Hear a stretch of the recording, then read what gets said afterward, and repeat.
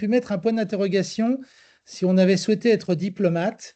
Et je dois vous avouer qu'on s'est posé la question, puis après on a oublié et on s'est fait rappeler à l'ordre par un de nos confrères consuls qui représente justement le pays de Vladimir Poutine en nous disant, vous exagérez les gars. Je dois vous avouer qu'il n'a pas totalement tort. La prudence diplomatique eût voulu qu'on mette un point d'interrogation. On s'est fait taper sur les doigts, il avait raison. Le point d'interrogation est nécessaire parce que on peut avoir des opinions, mais nous sommes là pour écouter des conférenciers qui ont souvent une opinion parfois même tranchée, mais il n'appartient pas à l'UCHF de prendre parti pour tel ou tel, puisque nos gouvernements différents, nos pays d'envoi, n'ont pas forcément tous la même attitude ou la même appréciation du conflit entre la Russie et l'Ukraine ou la même appréciation du rôle de la Russie dans le concert des nations. Voilà, donc c'était pour vous dire que vous voyez, quand on est nouveau, on fait des erreurs de nouveau, on apprend de ces erreurs de nouveau, et la prochaine fois, on se posera les bonnes questions quant au titre d'une conférence. Merci à Galia de nous consacrer du temps. Je pense que c'est mercredi de l'UCHF qu'on a souhaité remettre en route, et il y a 2 ou 3 prochaines conférences qui sont dans les tuyaux. Et merci à Pia, qui est quelque part là, que je vois, consul honoraire de Suède à Nantes, d'avoir accepté de s'en occuper. D'abord, ces mercredis de l'UCHF, on les doit à vous tous. Si vous avez des idées, si vous connaissez des conférenciers, si vous avez des personnes que vous estimez dignes d'intérêt, faites-le nous savoir. On sera ravis, par votre truchement, de pouvoir les inviter. Ensuite, je pense que pour chacun d'entre nous, c'est une porte ouverte sur le reste. Souvent, quand on est consul honoraire, on est enfermé dans son mandat de consul honoraire et on n'a pas forcément d'occasion, mis à part avec son corps consulaire local, de pouvoir avoir une fenêtre ouverte sur le monde. Donc on a les livres, on a Internet, mais avoir des vrais gens qui nous parlent avec une expertise, c'est toujours plus sympathique. En tous les cas, c'est quelque chose que l'on souhaite toujours poursuivre, pérenniser. Vous retrouvez bien entendu après en vidéo ces conférences. Donc, si vous ne pouvez pas les suivre ou si vous voulez euh, euh, retourner voir un argument, ah oui, elle avait dit ça, j'ai pas noté, c'est intéressant, etc. On a toujours accès, et notamment pour ceux qui ont adhéré à l'UCHF. Je vous rappelle que vous êtes les bienvenus pour ceux qui n'ont pas encore adhéré à l'UCHF au travers des différents avantages que vous avez immédiats. C'est la possibilité d'utiliser à titre personnel ou professionnel l'application Teams, puisque nous avons pris un abonnement groupé pour l'ensemble de nos adhérents.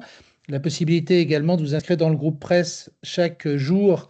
C'est une quinzaine de titres de presse que vous avez, de la presse magazine à la presse quotidienne, au Figaro, à Libé et même à l'Humanité, pour ceux que ça peut amuser. Ça fera plaisir à Vladimir. Euh, Ça lui rappellera l'époque où on parlait encore du RSS. Donc effectivement, on a un certain nombre d'avantages. Et puis il y a tout le reste, les fiches de formation qui ont été mises au point notamment par Bertrand et par un certain nombre de collègues consuls. Une prochaine est en cours d'écriture avec le barreau de Lyon sur que faire lorsqu'un ressortissant est en prison, que ce soit en préventive ou de manière plus pérenne. Quelles sont les procédures, comment faire pour déclencher l'aide juridictionnelle, comment faire pour aller le visiter en prison, quels sont les process.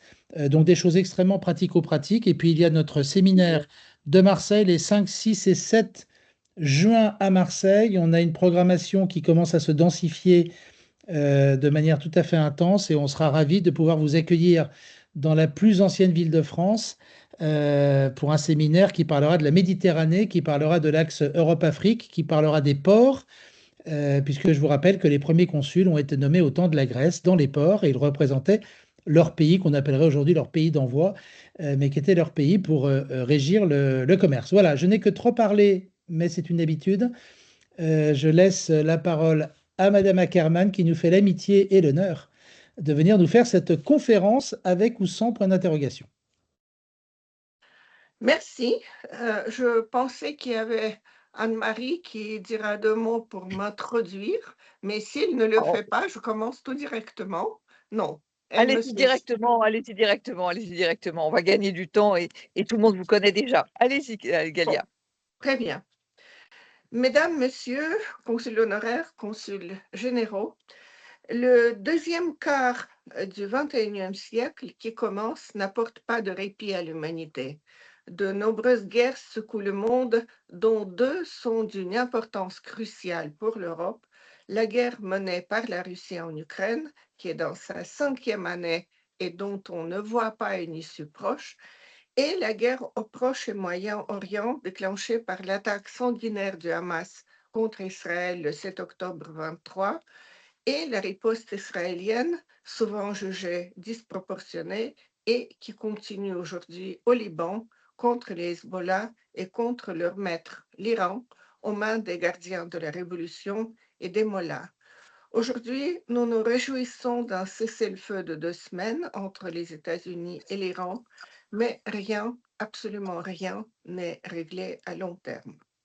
Avant de parler de la Russie, de la menace qu'elle représente pour l'Europe et pour l'avenir de la démocratie dans le monde, arrêtons-nous quelques instants sur ce que certains politologues appellent l'axe du mal, à savoir une sorte d'entente sacrée qui réunit 4 régimes totalitaires, celui de Poutine, celui des mollahs, celui de Kim Jong-un et bien sûr celui du camarade Xi Jinping. Cette entente se réalise à travers différents traités, conventions et autres actes qui leur permettent de renforcer les uns les autres et de venir mutuellement en aide, ouvertement ou secrètement. Cependant, entre ces régimes, les différences sont notables. La Chine a une doctrine d'expansion économique à long terme dans le monde entier qui se réalise non seulement à travers le flux des marchandises chinoises, mais à travers des participations à la construction des infrastructures vitales dans le monde entier. Cependant, elle ne tient plus à exporter le marxisme ou la révolution mondiale et, à part Taïwan, dont l'avenir reste suspendu, elle n'a pas d'autres prétentions territoriales affichées. La Corée du Nord, dotée de l'arme nucléaire, reste un pays armé jusqu'aux dents qui cherche à sortir de l'isolation internationale en aidant les régimes frères, en particulier celui de Poutine. L'amitié entre les deux dictateurs est désormais scellée par le sang des jeunes Nord-Coréens envoyés en quantité de 16 000 à ce jour à l'abattoir en Ukraine et par des livraisons d'armes pour cette guerre. 15 millions d'obus d'artillerie, des missiles anti-chars, des missiles antibalistiques à courte portée, des systèmes de missiles anti-chars, des pièces d'artillerie et des systèmes de tir en salve. Cependant, ce pays non plus n'a pas de visée sur les territoires voisins. L'objectif des leaders coréens est de maintenir leur propre population sous contrôle absolu et sans lien avec le monde extérieur.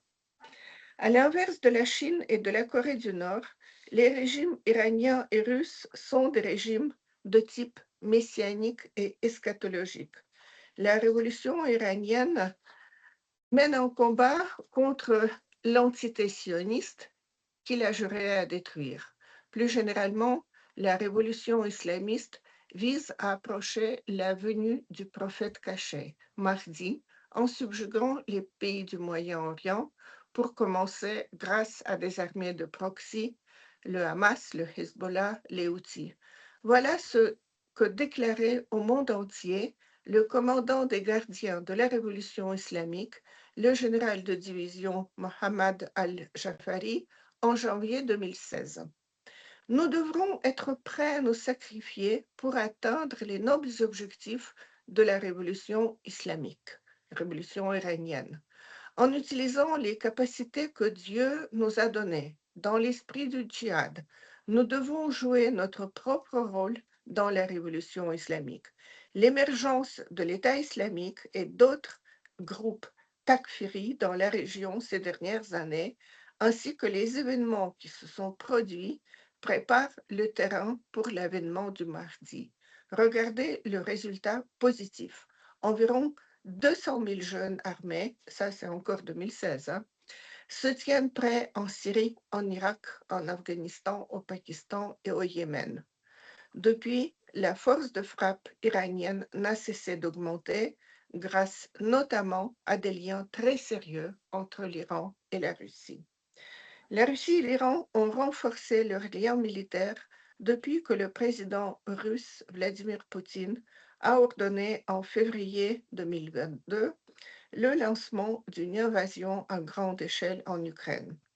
En particulier, l'Iran a fourni à la Russie des drones d'attaque à longue portée Shahed que la Russie utilise pour bombarder l'Ukraine et dont elle a également développé ses propres versions plus perfectionnées, confectionnées désormais sur le territoire russe.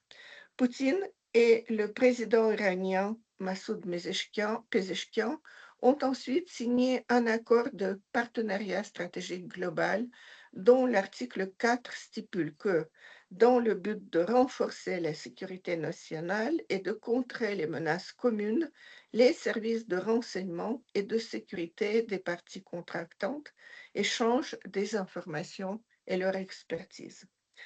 En effet, la Russie semble apporter son aide à l'Iran dans le cyberespace.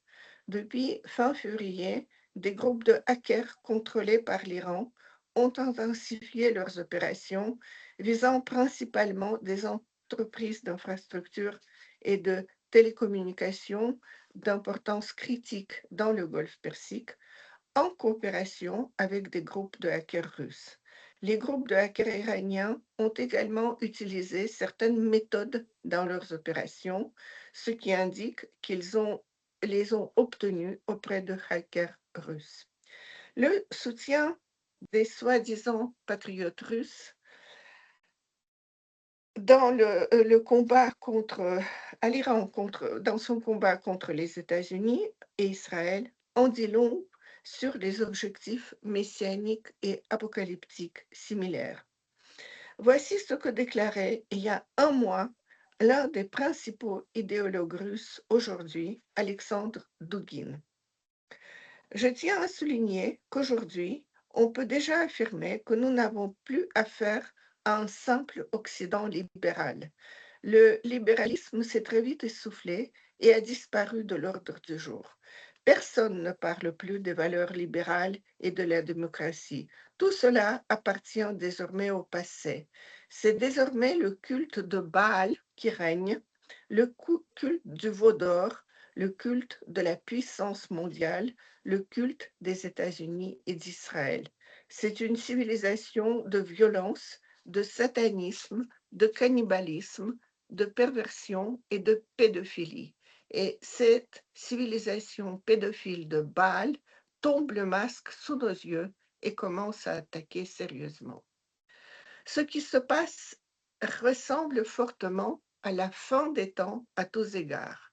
Et si nous ne trouvons pas en nous la force de prendre conscience de la situation, nous nous retrouverons dans une situation catastrophique.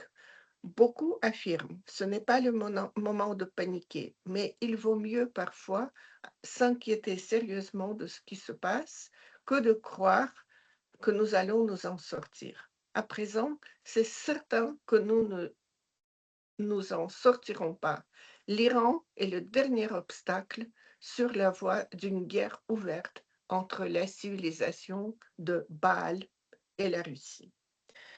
Si nous avions la volonté et la détermination nécessaires, nous devrions commencer à agir selon ces mêmes règles que celles que tous sauf nous appliquent déjà. Autrement dit, nous devrions éliminer la direction politico-militaire de l'Ukraine, bien sûr allusion à l'élimination par Israël de la direction israélienne, et sans nous soucier des coûts, nous mènerions à bien les opérations de l'opération militaire spéciale.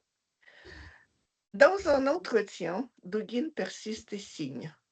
Netanyahou a déclaré que cette guerre, selon lui, d'un point de vue religieux et sioniste, est menée contre Amalek. Amalek est l'ennemi d'Israël et Netanyahou a clairement affirmé dans son discours qu'ils extermineraient les nourrissons et les enfants et que personne ne devait rester en vie dans cette guerre. Tel est l'état d'esprit de Netanyahou. La guerre doit prendre fin lorsque l'Iran n'existera plus, lorsque Amalek aura été anéanti. Il s'agit d'un projet politico-religieux d'Israël. Pour intimider la population, ils ont cyniquement exterminé des enfants par une frappe ciblée. Cependant, cela n'a pas produit l'effet escompté par ces monstres américano-israéliens. Le peuple iranien s'est rallié autour de ses dirigeants. Un nouveau Rahbar, le guide suprême, a été élu. Le peuple iranien et ses dirigeants sont désormais déterminés à ne mettre fin à cette guerre qu'après avoir rayé Israël de la surface de la terre. La hache a désormais trouvé la pierre. Du point de vue d'Israël, c'est Amalek qu'il faut anéantir. Du point de vue des Iraniens, Israël, tout comme l'Occident tout entier, avec les États-Unis à sa tête, est le Dajjal, c'est-à-dire une sorte d'antéchrist qui doit devenir le roi régnant sur la terre. Enfin, la conclusion du même entretien: les États-Unis exigent que nous cessions de fournir des renseignements à l'Iran. Cela signifie donc que nous leur en fournissons. Or, pendant ces 4 dernières années, ils ont fourni et contribuent de fournir les renseignements à notre ennemi en Ukraine. Ces guerres sont trop étroitement liées. Plus encore, il s'agit de 2 fronts d'une même bataille, un ennemi commun, des valeurs communes. L'Iran et nous-mêmes nous battons pour un monde multipolaire, tandis que l'Occident et Israël se battent pour préserver un monde unipolaire, agonisant et en pleine décomposition. Objectivement, nous sommes du côté de l'Iran. L'antisémitisme traditionnel au sein de la population russe prend des aspects terrifiants dans la bouche d'un autre personnage sinistre, l'écrivain Alexandre Prokhanov, qui est l'un des leaders du camp ultra-conservateur encore depuis l'époque gorbatchevienne. Je cite: aujourd'hui, tous ces lieux qui me sont chers en Iran sont frappés par des missiles israéliens et américains. Les dépravés et les cannibales de l'île d'Epstein ont embarqué sur des porte-avions, se sont installés aux commandes de bombardiers et violent l'Iran. Le pédophile Trump a tué d'un seul coup 200 petites filles iraniennes et a recouvert son corps putride de cadavres d'enfants. Le bourreau Netanyahou, qui fait des Juifs le peuple le plus sanguinaire du monde, construit le 3e temple en l'assemblant avec les os des Palestiniens, en versant le sang des nourrissons dans les bétonnières. Nous vivons les jours des plus grands crimes de l'histoire. Netanyahou et Trump sont les avortons sanglants de la civilisation mondiale. Que les minarets pointus des innombrables mosquées iraniennes se transforment en missiles hypersoniques et en renversent le chandelier sanglant à 7 branches. Après avoir parlé du lien très étroit entre les idéologues et les sentiments eschatologiques présents dans les 2 régimes, iranien et russe, parlons plus spécifiquement de la Russie. L'ambition impérialiste de la Russie ne fait pas de doute. Sur un ton de blague, Vladimir Poutine a affirmé il y a quelques années que les frontières de la Russie ne se terminent nulle part. En effet, en prenant l'avènement du monde multipolaire, ce qui est déjà la réalité, la Russie tend à ressusciter l'URSS dans ses anciennes frontières, voire à mettre sous coupe réglée l'Europe centrale ou peut-être l'Europe tout court. Ce serait un monde d'État-civilisation, comme dit Dugin. Le monde multipolaire est en quelque sorte un monde de mondes, un mégacosmos englobant des galaxies entières. Et ici, il est important de déterminer combien de tels États-civilisations peuvent exister, ne serait-ce qu'en théorie. Pour Dugin, il n'y en a que 3, la Chine, l'Inde et la Russie, Eurasie. Il reconnaît l'existence d'une civilisation islamique, mais les peuples de l'islam sont loin de former une structure étatique. Également, pour Dugin, la lutte pour l'Ukraine n'est rien d'autre qu'une lutte pour l'État-civilisation. N'entrons pas dans différentes interprétations d'État-civilisation en Russie à propos de l'Occident, des États-Unis, de l'Amérique latine, de l'Afrique, etc. Ce qui nous importe, c'est le fait que la conception de l'État-civilisation pour définir la Russie est profondément ancrée dans les consciences. Or, cette civilisation inclut, selon Poutine lui-même et ses idéologues, tout territoire où vivent les Russes et où ils pourraient être persécutés, entre guillemets, en raison de leur appartenance ethnique ou linguistique, dont le prétexte pour la guerre contre l'Ukraine, peut-être bientôt contre les pays baltes et peut-être d'autres pays encore, car la diaspora russe compte plusieurs dizaines de millions, à peu près une trentaine de millions de personnes disséminées dans le monde. Cette civilisation a également vocation de réunir les terres historiquement russes, de façon un peu primitive, toutes les terres où la botte d'un soldat russe a laissé son empreinte. C'est Vladimir Poutine qui s'est mis à parler dès 2012 de la Russie historique dans son article intitulé La Russie et la question nationale. Il y affirmait que les principaux problèmes de la Russie sont liés à l'effondrement de l'URSS et en substance, d'un point de vue historique, là je cite, de la Grande Russie dont les fondements remontent au XVIIIe siècle. Ainsi, selon Vladimir Poutine et ses partisans, la Russie historique a pris forme précisément au XVIIIe siècle. N'est-ce pas là une erreur? Pourquoi, si l'on parle d'histoire, pas au Xe siècle, lorsque la Russe ancienne, la Russe dite de Kiev, s'est formée avec pour capitale justement à Kiev? La réponse est évidente, parce que c'est au XVIIIe siècle qu'est né l'Empire russe. Plus précisément, en 1721, après la victoire contre la Suède et la conclusion de la paix de Nystad, dont le tricentenaire a été célébré en 2021 dans les cercles dirigeants russes comme un événement marquant l'émergence de l'État russe. Et cette attitude est vraiment importante tant pour la Russie elle-même que pour ses voisins, car c'est précisément au XVIIIe siècle que les frontières de la Russie historique ont commencé à se dessiner, les distinguant des frontières internationalement reconnues de la Fédération de Russie. Les premières ne couvraient pas seulement le territoire de l'ancienne Union soviétique, mais le dépassaient, englobant l'Alaska, ensuite vendu aux États-Unis, la Finlande et la Pologne. Ce qui apparemment a donné aux politiciens et aux propagandistes russes, tout à fait conventionnels, des raisons de parler très sérieusement des perspectives de retour de la première, de la contrainte au statut non aligné de la deuxième, la Finlande, un retour donc c'est Alaska, et du retrait des troupes de l'OTAN de la troisième, à savoir la Pologne. C'est par ces idées qui ne prennent pas en compte la réalité et le droit international que s'expliquent les ultimatums de la Russie à l'OTAN et aux États-Unis en décembre 2021, peu de temps avant la guerre contre l'Ukraine, en demandant leur retrait des États-Unis total de l'Europe centrale et le retour des pays de l'ex-bloc soviétique à la neutralité, prémisse de leur remise probable sous un contrôle russe.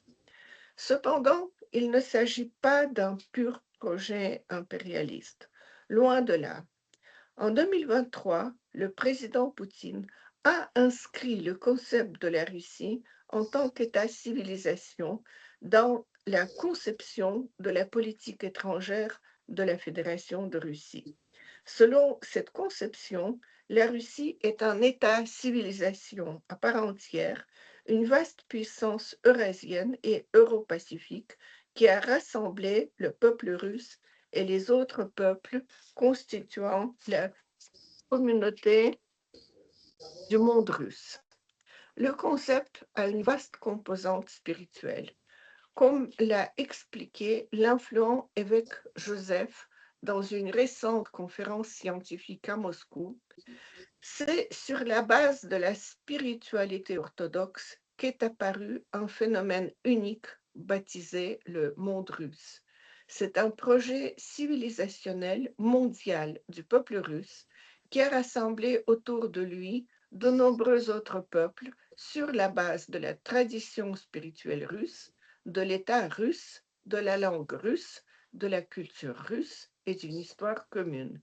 L'idée du monde russe est apparue après le baptême de la Russe, et c'est au milieu du XIe siècle que le concept de monde russe a été mentionné pour la première fois pour caractériser la civilisation orthodoxe russe. Fin de citation.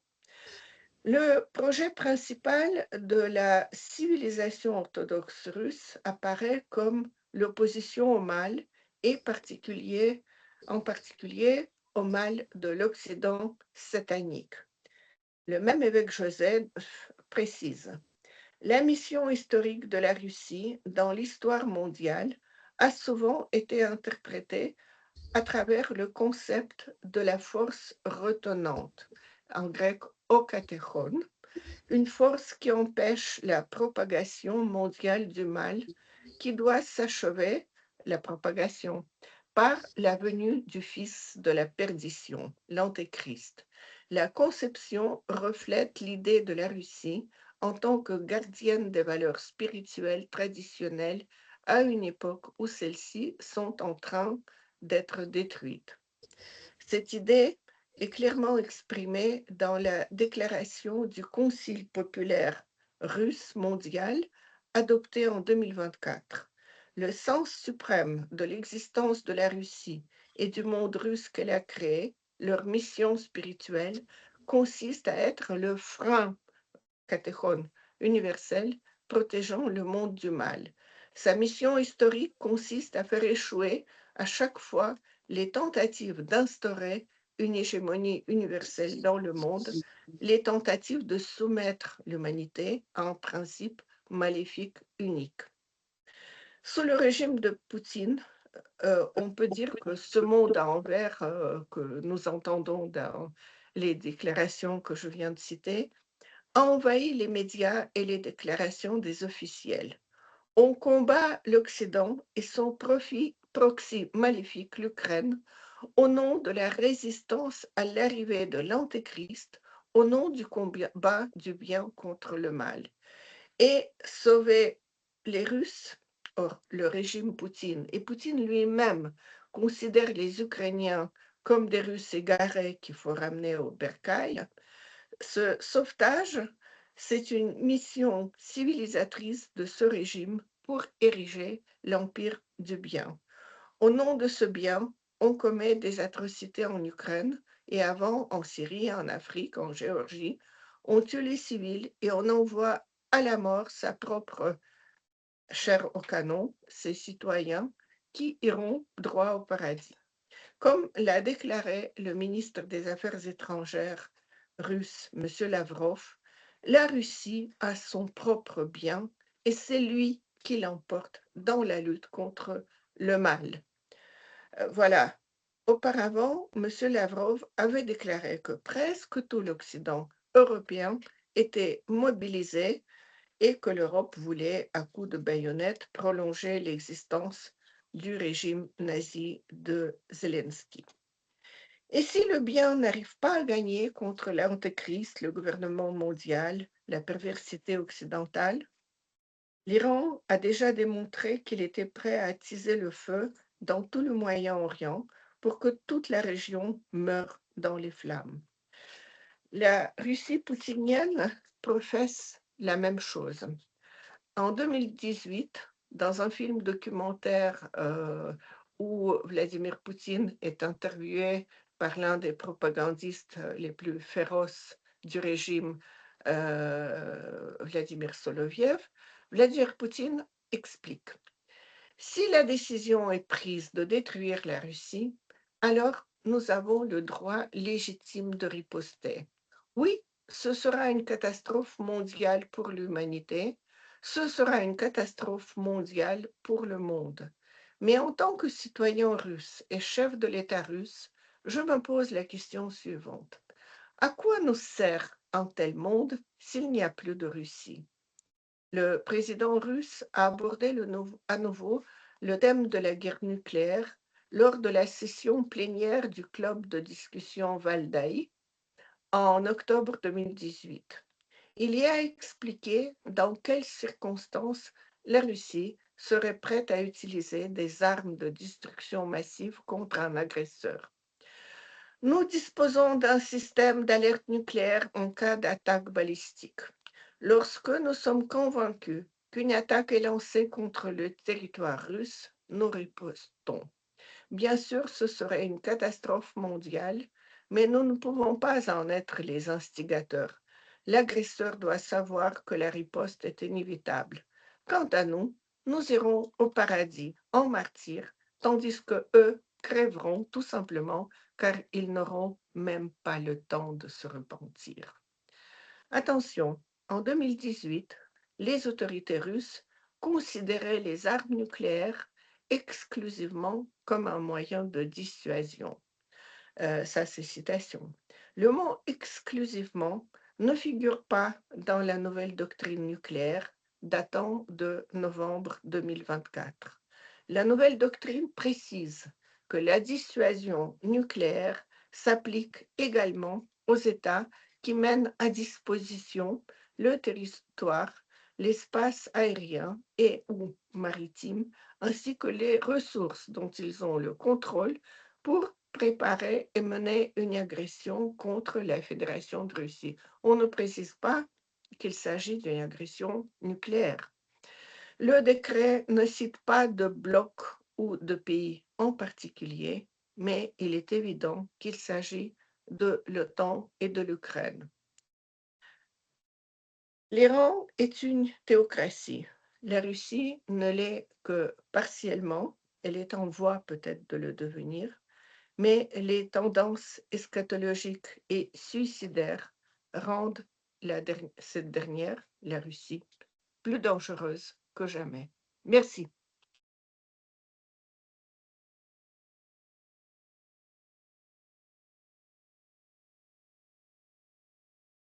Eh bien, écoutez, merci beaucoup, Madame Ackermann. Nous avons quelques questions que je vais lire. Tout d'abord, Eric, je vais te laisser poser ta propre question. Attendez juste une seconde. Je vais prendre un crayon parce que je vous en prie. Comme ça, je pourrais noter. Je vous rappelle que vous avez deux possibilités de poser les questions. Soit vous tapez dans le fil un certain nombre de questions. Anne-Marie en a posé déjà 250. Non, elle en a posé une dizaine. Parce qu'Anne-Marie, elle part du principe que si personne ne pose de questions, elle en aura. Mais s'il y a d'autres questions, on les prend bien entendu. Et puis, effectivement, sinon, vous cliquez sur la petite main qui est en haut, levez la main. Et là, on vous repère et vous pouvez poser la question en direct. Alors, est-ce que cette séance, elle a vocation de durer jusqu'à quand? Jusqu'à 20 h normalement. Ah, jusqu'à 20 h, ok. Sauf si vous êtes prise auparavant par quelque chose.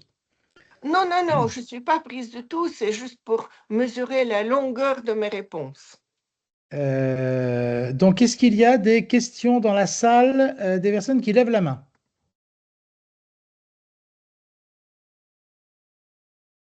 Nous n'avons pas vu. Il y a une question d'Anne-Marie. Alors, c'est de la prospective, bien entendu. Donc, on va mettre des points d'interrogation. Si Vladimir Poutine disparaissait, que se passerait-il? Point d'interrogation. Et quels sont les successeurs? C'est-à-dire que on commence déjà à faire des paris sur les successeurs de M. Trump, mais lui, il a des élections et il ne pourra pas se représenter. Donc, il y a notamment J.D. Vance et peut-être d'autres personnes côté démocrate. Qu'en est-il de Poutine qui, même s'il est élu au suffrage universel direct, gère son État en en bon père de famille, on va dire, avec un point d'interrogation. Écoutez, Vladimir Poutine se trouve en fait au pouvoir depuis la fin de 1999 par différents subterfuges. Il est assuré, s'il ne meurt pas avant, de rester au pouvoir jusqu'à 2036. Donc, comme il n'a pas l'air très malade, à part d'être renversé, ce qui ne me semble pas probable, il peut durer encore pratiquement 10 ans, ce qui est bien sûr horrible parce que la propagande russe et notamment la propagande orthodoxe complètement tournée vers l'idée de la mort en martyr, d'aller au paradis, tout ça, qui en fait non seulement soutient la guerre, mais dit que la principale vocation d'un bon chrétien, c'est de défendre la patrie et de mourir pour la patrie. Donc, je pense que s'il reste au pouvoir jusqu'à 2036, la population russe peut arriver à un degré d'abêtissement qui, bien sûr, peut-être ne sera pas celui de la Corée du Nord, mais qui sera très substantiel. Je rappelle aussi que la Russie est en train de couper ses citoyens de l'usage d'Internet. Il ne s'agit pas encore d'empêcher les échanges de mails, mais ça peut être toujours contrôlé, mais surtout de fermer l'accès aux messengers, aux divers messengers, à part celui qui a été créé spécialement et qui est d'emblée totalement sous contrôle des autorités, qui s'appelle Max.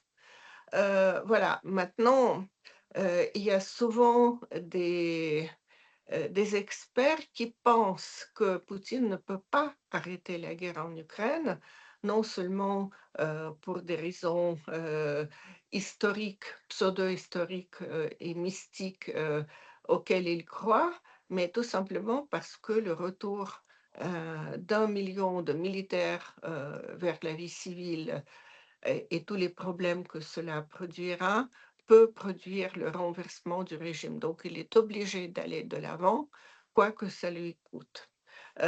Voilà, je ne vois pas actuellement une force qui soit capable euh, de le renverser.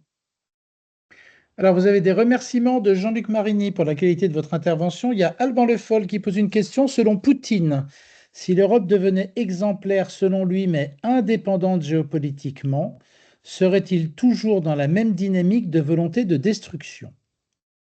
Question technique, complexe. Oui, c'est une question complexe. D'une part, je vois mal comment l'Europe peut devenir vraiment unie et exemplaire.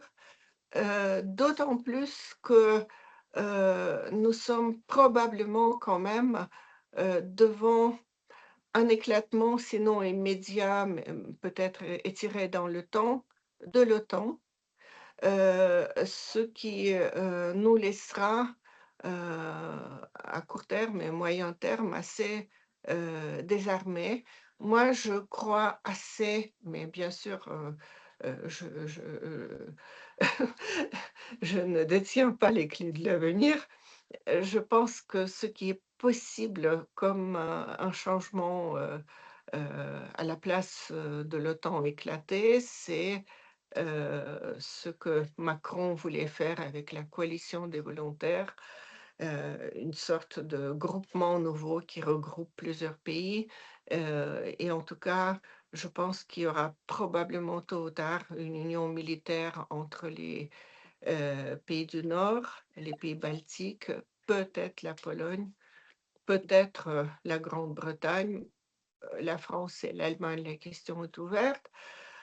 Ce qui fait que, puisque ils ont, les Russes,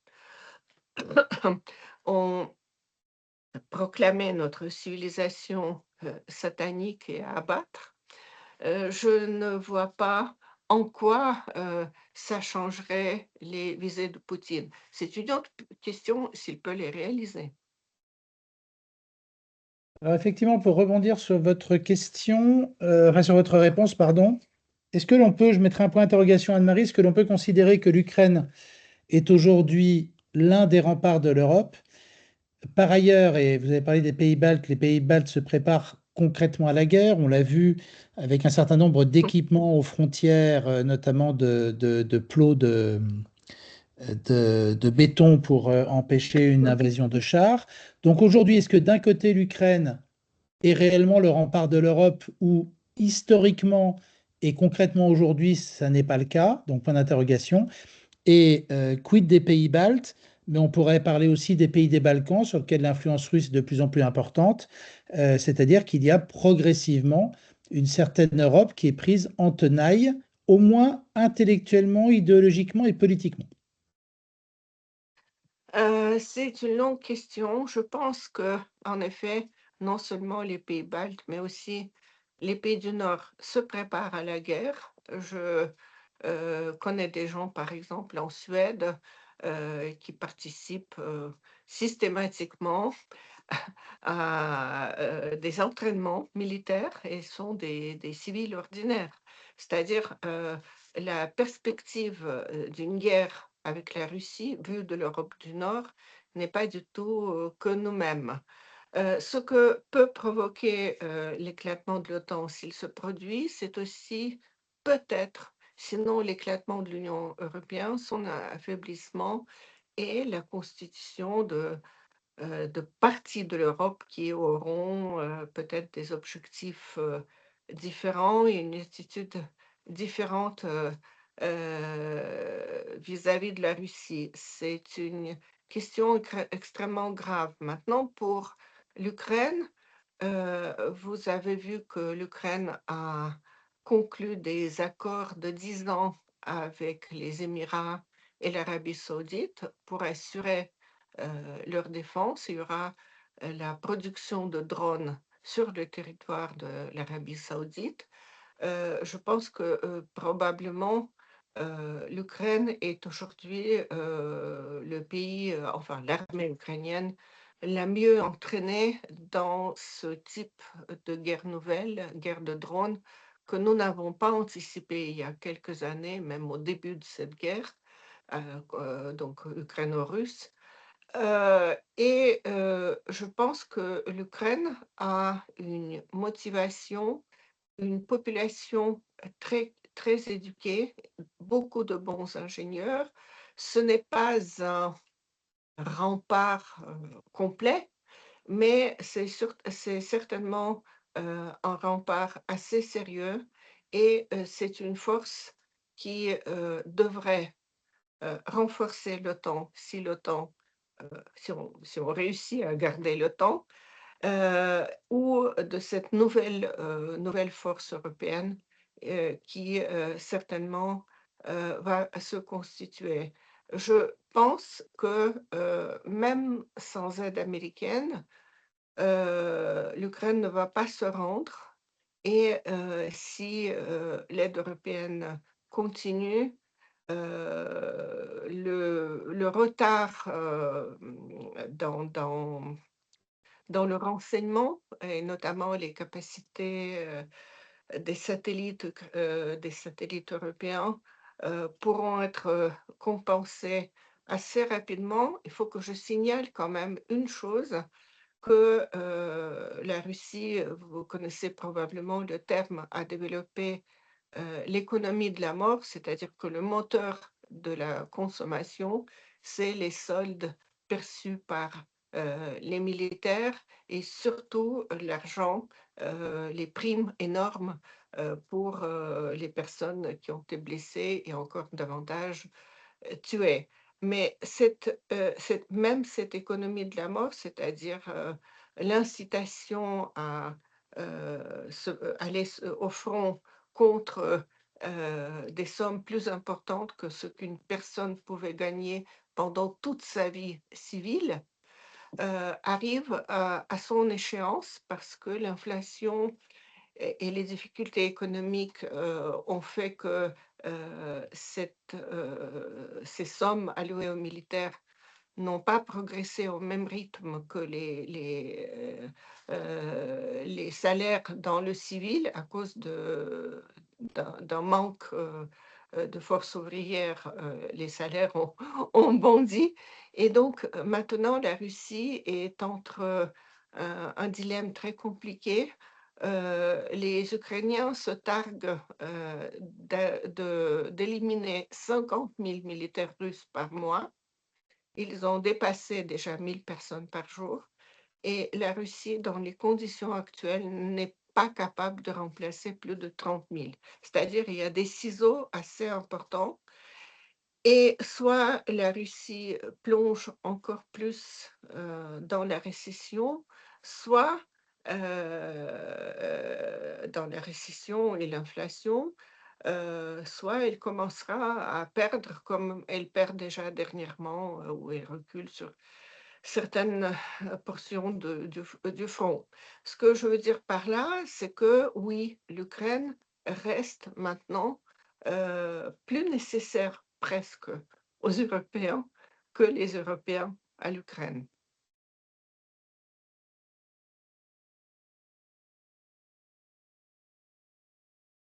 On a une question. Alors, tout d'abord, on a Madame Thomas qui avait levé la main. Madame Thomas, si vous voulez poser votre question. Est-ce que vous pouvez activer votre micro? Espérons que ça ne soit pas à moi de le faire. Alors, non. Eric, est-ce que tu veux lire la Oui, question alors de je prends la main. Alors attends, il y avait une autre question avant qui était arrivée de M. Forneris pour compléter l'intervention d'Éric. Quid de la Turquie en liaison avec les pays des Balkans? Et j'en profite que vous avez un crayon à papier. Il y a une autre question de Baptiste. Si la guerre russo-ukrainienne est une guerre civilisationnelle vitale aux yeux de Poutine, pourquoi ne met-il pas plus de moyens et ne fait-il pas une mobilisation plus générale dans son pays alors qu'il est partiellement en échec face à l'Ukraine aidée par l'Occident? Est-ce pour se préparer pour un futur conflit en parallèle? Donc voilà deux questions, l'une sur la Turquie et l'axe Balkan, et l'autre sur effectivement la stratégie ukrainienne, où on a l'impression, vu de chez nous, que le conflit s'enlise, même s'il y a quelques avancées russes. Mais on n'a pas l'impression que la puissance russe annoncée a réellement porté ses fruits. Écoutez, je commence par la Turquie. Là, je suis moins spécialiste que pour la Russie. Il me semble que dans le conflit russo-ukrainien, la Turquie a joué quand même un rôle plutôt positif, peut-être du fait que, comme vous savez, la Crimée, historiquement, appartenait à l'Empire ottoman. Le Khanat de Crimée se trouvait sous la protection de l'Empire ottoman. La Turquie a accueilli des réfugiés après l'occupation russe au XVIIIe siècle. La Turquie, d'ailleurs, a aussi accepté les réfugiés du Caucase du Nord après la conquête du Caucase du Nord au XIXe siècle par la Russie. Pour la Turquie, qui est certainement une puissance régionale qui a ses propres intérêts du monde turcique. La guerre entre l'Ukraine et la Russie n'est pas une bonne chose parce que ça crée des problèmes dans la mer Noire, de la mer Noire. Ça crée une tension. Elle sympathise plutôt à l'Ukraine, mais elle a des relations commerciales extrêmement importantes avec la Russie. Mais la Turquie a essayé de servir d'intermédiaire. La Russie bloque le passage des navires de guerre via Bosphore. C'est-à-dire, pour moi, dans le conflit russo-ukrainien, la Turquie est plutôt une puissance stabilisatrice. Maintenant, pour le conflit civilisationnel, le conflit est certainement civilisationnel.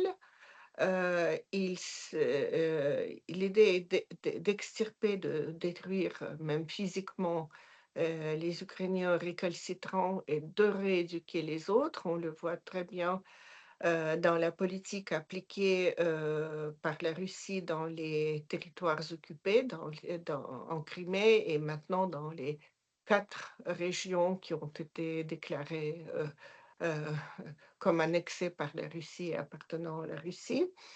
Maintenant, Vladimir Poutine a peur, je pense, et peut-être il le fera s'il n'a pas d'autre solution. Il ne veut pas procéder à la mobilisation plus importante. Il a fait une mobilisation de 300 000 qui a provoqué l'exode du pays de près d'1 million de personnes, des jeunes gens doués, etc., etc. Ça risque de provoquer beaucoup de mécontentement, ça risque de provoquer encore un exode, à moins que parallèlement on ne ferme pas les frontières. Mais en tout cas, je pense il met déjà tous les moyens militaires qu'il peut au service de cette guerre. L'industrie militaire est la seule chose, le seul secteur en Russie qui fonctionne bien parce que tous les secteurs civils sont en contraction d'activité. Mais jusque-là, ils ont donc évité en faisant appel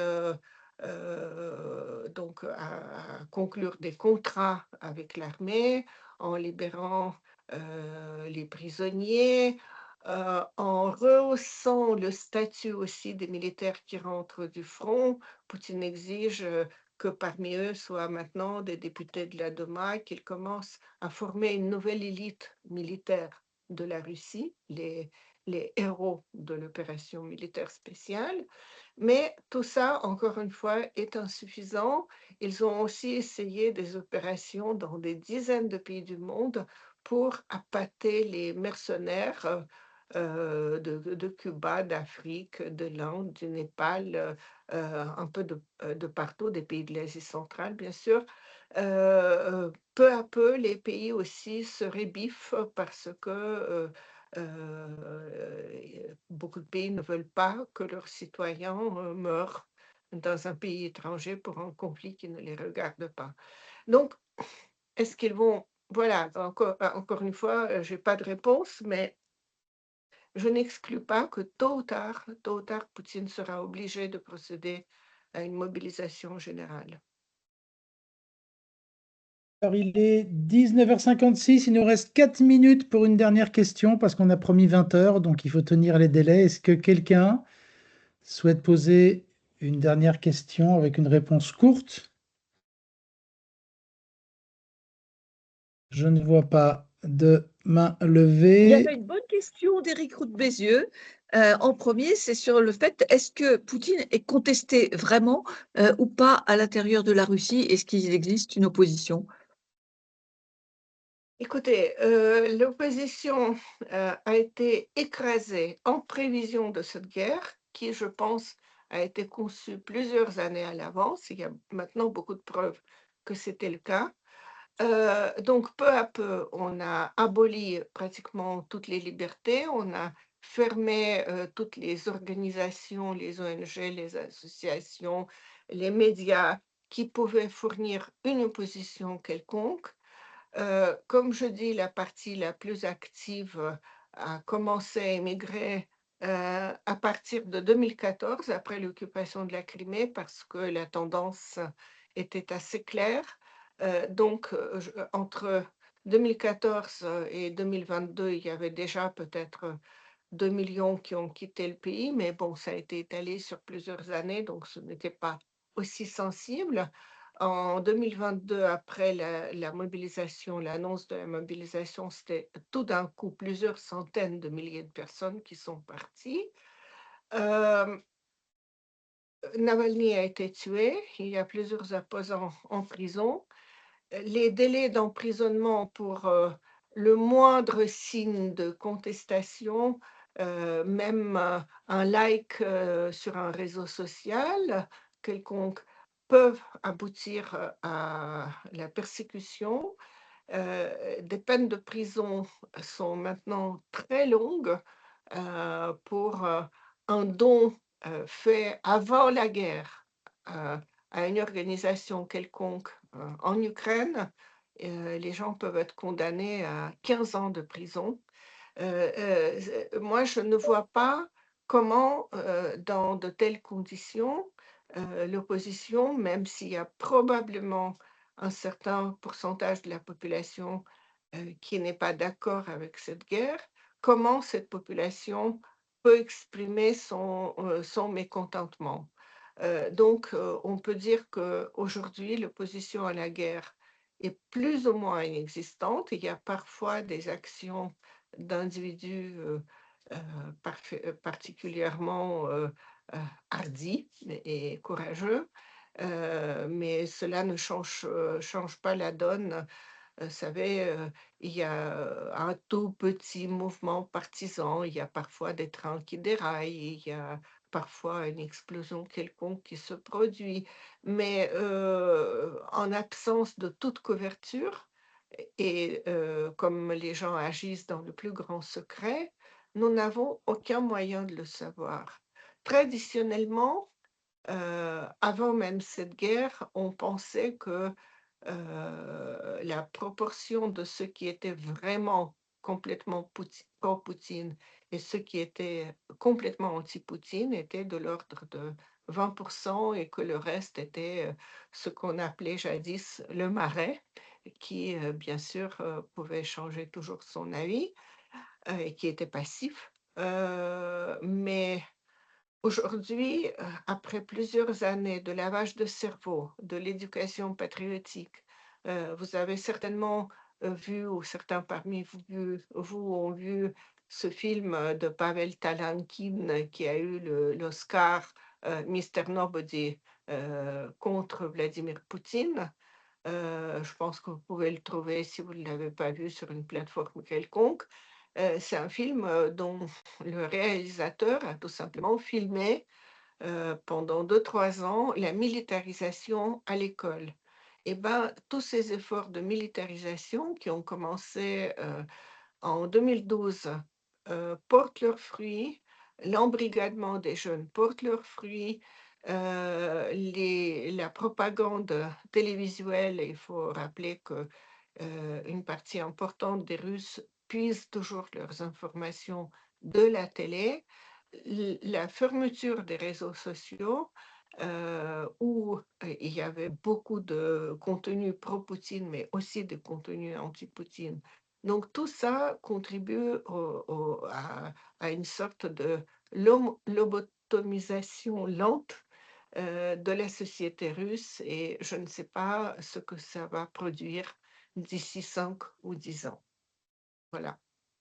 Anne-Marie, la conclusion t'appartient. Il est Non. 20h. On t'entend plus, Anne-Marie. Ah oui, oui, mais on va remercier Galia d'avoir apporté son point de vue, non seulement sur la Russie, mais globalement sur la situation du monde, et nous amener peut-être à avoir autant de questions qui restent en suspens. J'indique à ceux qui s'intéressent à cette question le site d'Esque Russie, qui tous les 15 jours sort des analyses avec des très jolies plumes comme Jean-Sylvestre Montgrenier, Françoise Thom, Cécile Vessier, etc. Et puis Galia Karman, bien sûr, qui peuvent être des sources d'informations, puisque notre vocation à l'UCHF, c'est de permettre à chacun de se faire son opinion. Et puis je vais remercier, mais en ton nom, Eric, tous les participants à ces mercredis de l'UCHF qu'on est ravis de retrouver grâce à Pia. Merci beaucoup à tout le monde. Merci à vous tous. Eric. Passez une bonne soirée et rendez-vous pour un prochain mercredi. On vous enverra un courriel avec la thématique, l'intervenant et la date. Et merci à Pia et à Bertrand de s'occuper de toute l'organisation et de la logistique. C'est un gros travail. Merci à tous. Merci à vous. Merci, Madame Ackerman. Au revoir. Merci. Au revoir.